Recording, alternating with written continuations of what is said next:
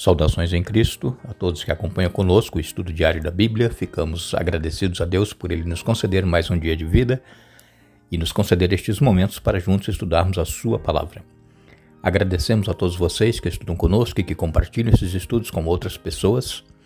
Agradecemos a todos que são inscritos no canal Hora Tranquila no YouTube, que clicam no dedinho de joinha, e também a vocês que nos escrevem dizendo de onde estão acompanhando. Mandamos aqui um alô especial para Ricardo Rodrigues e Nilderson de Caaporã, na Paraíba. Regina Arpini é de Serra, no Espírito Santo. Paula Santos é de Portugal. Sinália Nascimento é de Salvador, na Bahia. Marilena Cunha de Almeida de Peruíbe, São Paulo. Eduardo e Janete Villa-Lobos são de Guaíba, no Rio Grande do Sul. Daniel Souza é de Vilhena, em Rondônia. Janice Janiele é de Paulo Afonso, na Bahia, parabenizando a sogra Maria Célia, que amanhã, dia 31, estará completando mais um ano de vida. Que Deus abençoe a Maria Célia e todos os demais aniversariantes. Agradecemos a vocês que nos escrevem e sempre estaremos mandando alô para vocês. Iremos orar. Nosso Deus e Pai, nós estamos em Tua presença uma vez mais, agradecidos pelas bênçãos que Tens nos concedido. Te agradecemos porque temos esta oportunidade de uma vez mais estudar a Tua Palavra junto com centenas de pessoas.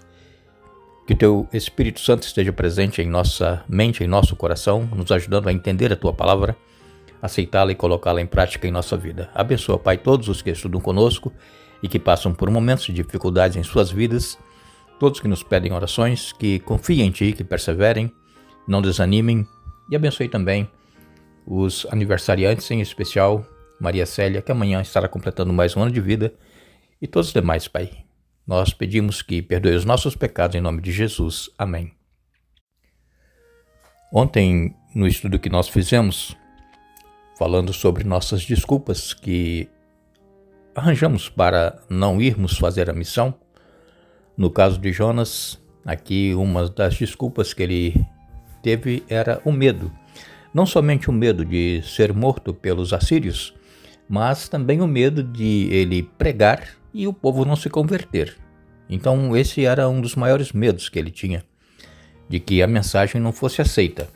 E no fundo também, Jonas, ele queria que aquele povo fosse destruído devido à maldade deles. Eles eram implacáveis, eles eram sanguinários e eles torturavam, eles faziam todo tipo de maldade com as pessoas dos povos a quem eles conquistavam.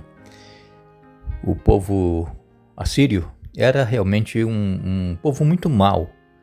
E é por isso que Deus mandou Jonas para lá, para pregar.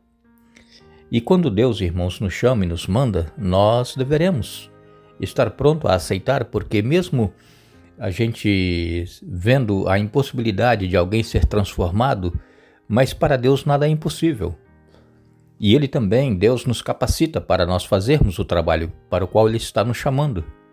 Jonas, então, ele saiu de onde ele estava, que Deus o chamou, e ele foi para Jope, uma cidade portuária, e lá tinha um navio, uma embarcação que estava saindo para Tarsis, e Jonas tinha colocado no seu coração o desejo de fugir, de não ir para Nínive.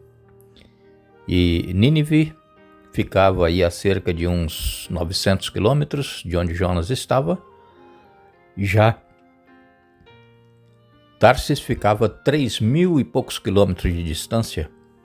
Então era uma diferença muito grande. E Jonas pensou assim, olha, eu vou me esconder, vou fugir.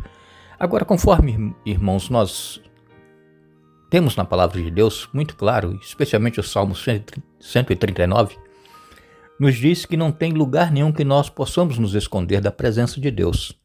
Se nós formos nos mais altos montes, se nós formos no mais profundo abismo, não importa, aonde nós formos, Deus está ali. E Ele sempre está atrás de nós, querendo nos salvar. E Deus estava acompanhando Jonas, sabia a intenção dele, o coração, o desejo que ele tinha de fugir. E Deus permite que nós, às vezes, coloquemos em prática aquilo que nós estamos pensando e desejando. Agora, No caso de Jonas, Deus deixou que ele entrasse no navio, e depois então Deus manda ali uma grande tempestade. E nós lemos isso em Jonas, no capítulo 2, versos de 1 a 3. A palavra de Deus, ela nos diz: então, de dentro do peixe, Jonas orou ao Senhor, seu Deus, e disse: em minha angústia clamei ao Senhor, e ele me respondeu. Gritei da terra dos mortos, e tu me ouviste. Nas profundezas do oceano me lançaste, e afundei até o coração do mar. As águas me envolveram, fui encoberto por tuas tempestuosas ondas. Aqui Jonas já havia sido lançado ao mar, porque quando começou aquela grande tempestade, está no capítulo 1, você pode ler. Jonas é apenas 4 capítulos, e você lendo cada dia um capítulo, você vai entender o estudo que nós estamos fazendo. Quando começou a tempestade, os marinheiros ficaram apavorados, lançando ao mar as cargas da embarcação para que aliviasse o peso, para que a embarcação não afundasse, mas o mar se tornava mais bravio. E eles criam que os deuses dos mares é que estavam causando aquela tormenta, porque eles nunca tinham enfrentado uma tormenta tão bravia. E eles então lançaram sorte para ver quem é que era o culpado, porque segundo a crença deles, havia um culpado por os deuses dos mares estarem causando aquela tempestade. E então, a sorte caiu sobre Jonas. E eles, quem é Jonas? Aí alguém disse: olha, Jonas é um passageiro que comprou uma passagem lá em Jope, está aqui no navio, vamos procurá-lo. E encontraram Jonas dormindo lá no fundo do navio. Jonas, ele, apesar de ser um profeta de Deus, ele também estava contaminado com as falsas ideias de deuses pagãos que eram adorados por todos os povos ao redor de Israel. E aquilo contaminou também Jonas. E ele disse: não, olha, se vocês me lançarem ao mar, a tempestade vai acalmar. Porque Jonas, ele se identificou primeiro. Perguntaram quem ele era, de onde ele havia vindo. E então ele disse que era um profeta do Deus verdadeiro e que estava fugindo de uma missão que Deus havia dado, e por isso estava acontecendo aquela tempestade. Mas se eles o lançassem ao mar, o mar se acalmaria.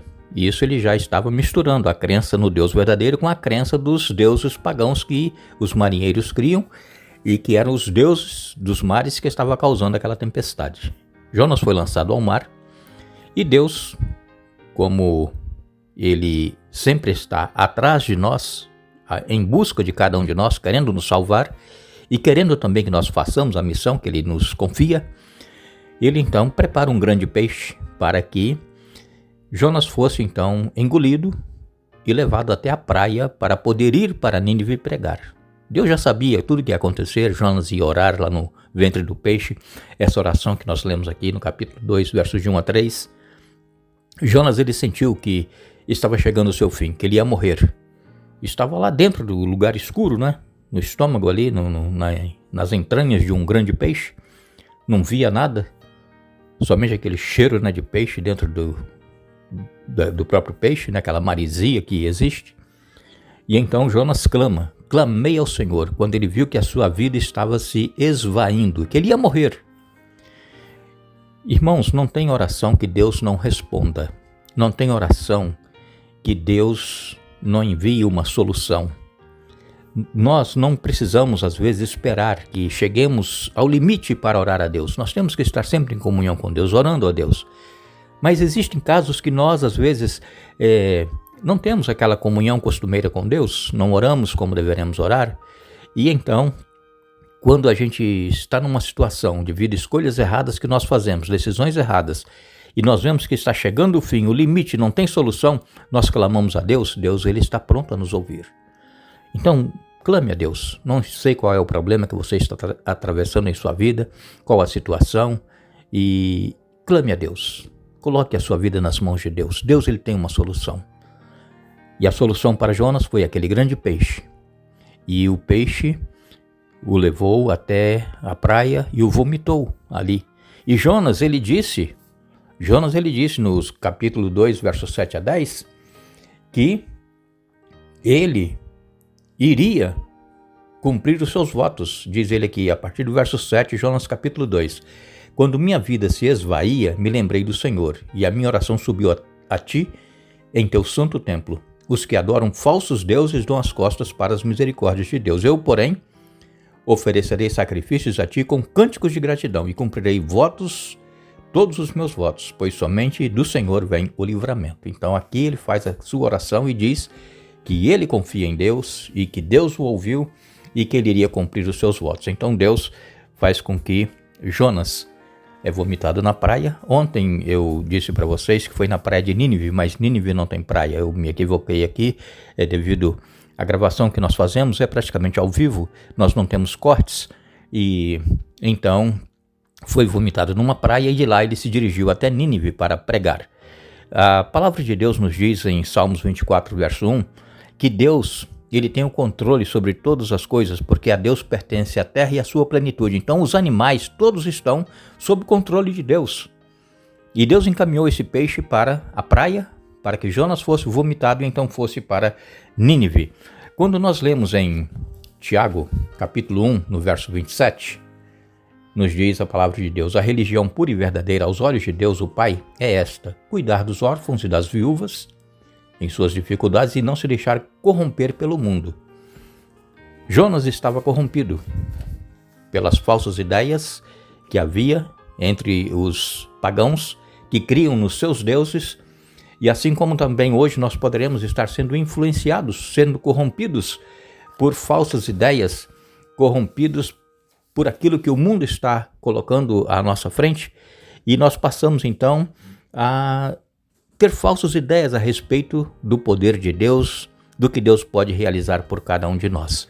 Mas Deus, ele quer que nós cumpramos a missão dele. A missão é pregar para salvar as pessoas.